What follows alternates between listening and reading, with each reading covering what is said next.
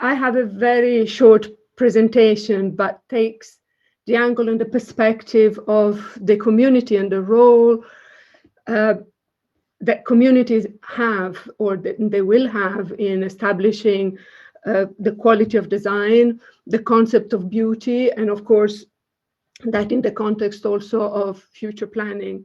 Particularly, this is important for the design codes because there has been a lot of discussion whether the move in the planning white paper, but also potentially with this model design code, to go away from what it is accessible to the community and become more and more technocratic, and therefore disempower communities in participating and contributing effectively to decision making. Now, my own perspective, of course, I'm a professional, therefore I'm not the voice of the community directly, but I have, I try to portray what my experience is of 5 to 6 years of work directly with local bodies and communities when they are the client. Is arranged there. I have a list of projects. It's not necessarily important, the projects. It's just that in every case, their reason for intervening in the planning system was different. They had different aspirations. They wanted to achieve different things. And for them, planning is the tool, is not the end in itself, is the tool that can be used to influence what they need to influence, or they feel that they need to influence. And it can range in very different situations, from large greenfield developments like the one in the Gilston area to urban location like in Lewisham. I just want to highlight one particular issue, that is that of funding, and one particular experience that was that of the preparation of village design guides, not codes, but guides, near Cambridge and for the area around Cambridge. The project was led and managed and funded through the district council, South Cambridgeshire District Council. But it was organized in a way that the community, the local communities, were really the clients. So although they were not commissioning the project directly, they were really the agents and the decision makers. And that, I thought, that was a very good model that produced 8 different village design guides with very specific to the context of the place. You will see there on the lighter blue a comment from one of the villages I worked with, without many of the complications that come with community working. Why communities deserve to be partners in the development process, and really the word key here is partners. Well, they really understand the place like nobody else does. If we are talking about quality of place, if we are talking about context, we cannot do that without talking to the community that know why a village is very different from the village next to it. What makes every place unique and special. It would be like going to Italy and refusing to ask the Italians where to find a good restaurant, and then complaining why the restaurants are not so good. That would be absurd, and I don't understand why this relationship is not embedded a lot more clearly. And also, although there is the neighborhood plans allow agency and allow the community to promote their views of a development area, the design codes don't do that to the same extent. And we just completed the examination, recommended for referendum, the Gilston area neighborhood plan. You see the cover there. It's a neighborhood plan prepared by a community of 800 people, roughly, for a greenfield development of 10,000 homes.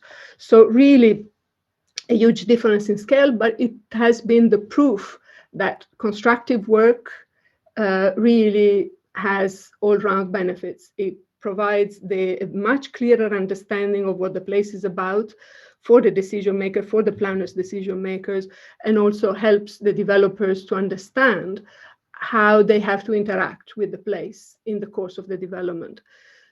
So that is the proof that that happens, and that there is a definite role that communities have to have. What annoys communities? Well, several things, but in the context of today and design and the preparation of design codes is really a few things that I have highlighted here. One is that of Disney design. A design that targets what outsiders perceive as a local vernacular. Just to tell an anecdote, a friend of mine decided to move from London to the Cambridge area. She knew I was working on the design guides there. And so she told me this story, that she bought this house, beautiful house. For her was the epitome of the local, of what a local house in Cambridgeshire should be.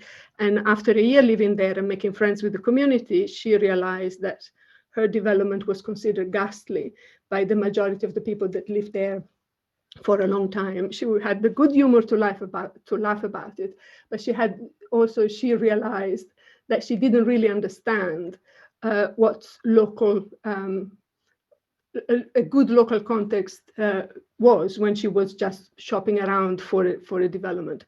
So if it is true what Tony was saying earlier, that the value of a place is only what people are prepared to pay for, well, we are not testing that necessarily. We maybe design targeting what the buyers would perceive as being correct, rather than what the place actually is about.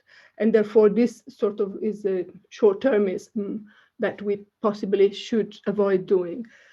Another thing that is infuriating, and I lived that, and then there's another anecdote that I would like to bring up that I lived through, is that of patronizing developers or technical people, designers or architects or technical engineers. I was in Gilston. I was sitting one day in a public consultation event next to the director of the transport consultancy that was working on the development. Of course, I was introduced, but he had not probably listened. And when I questioned some of his proposals and choices, he just simply said, "Oh, but this is a technical choice.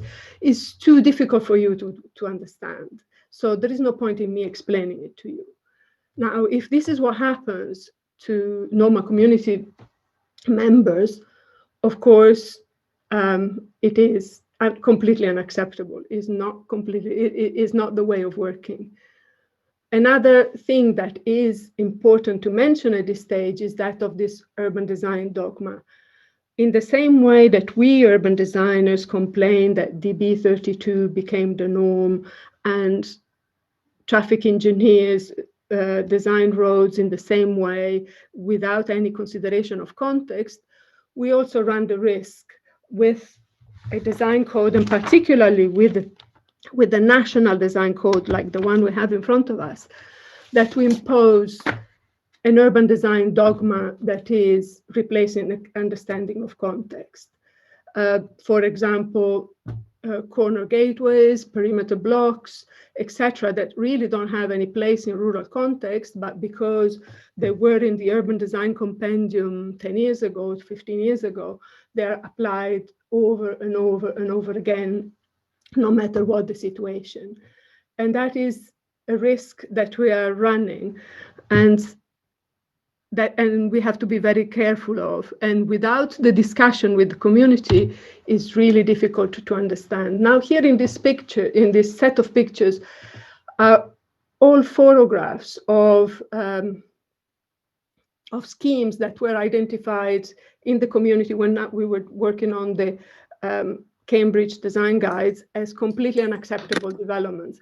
Some of these have won prizes. Some of these have won awards in the context in which they are, but they're not necessarily models that are universal, that should be replicated everywhere.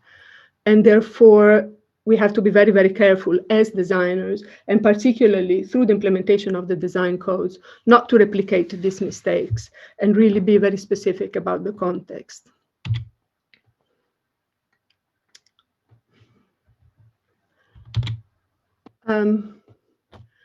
What communities need to be effective partners?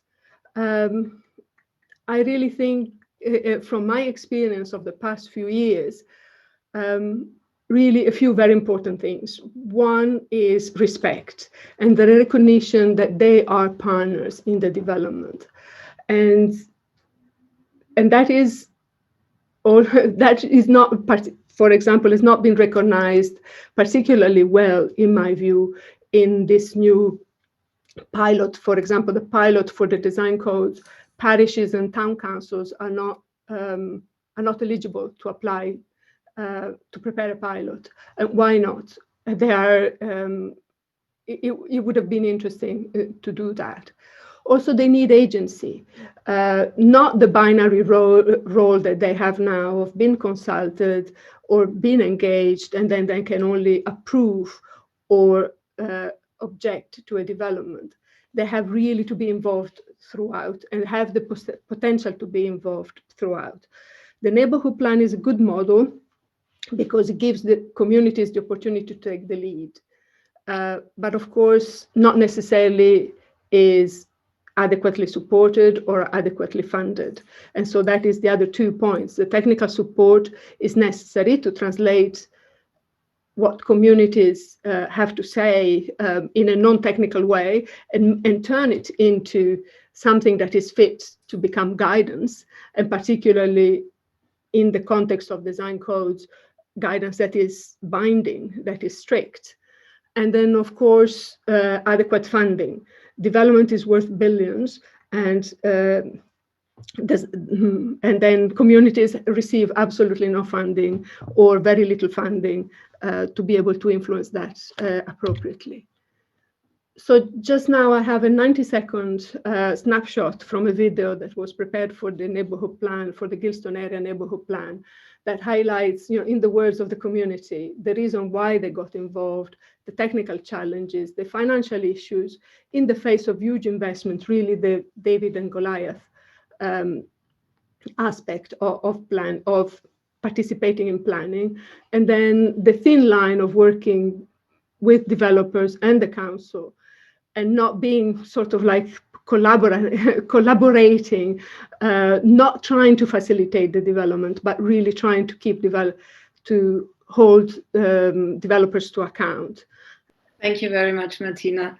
I think a number of really important points were raised, and I think the kind of bringing it to the design code is, can a national model design code actually maybe potentially help as well understand communities around some of the design issues, or does it hinder?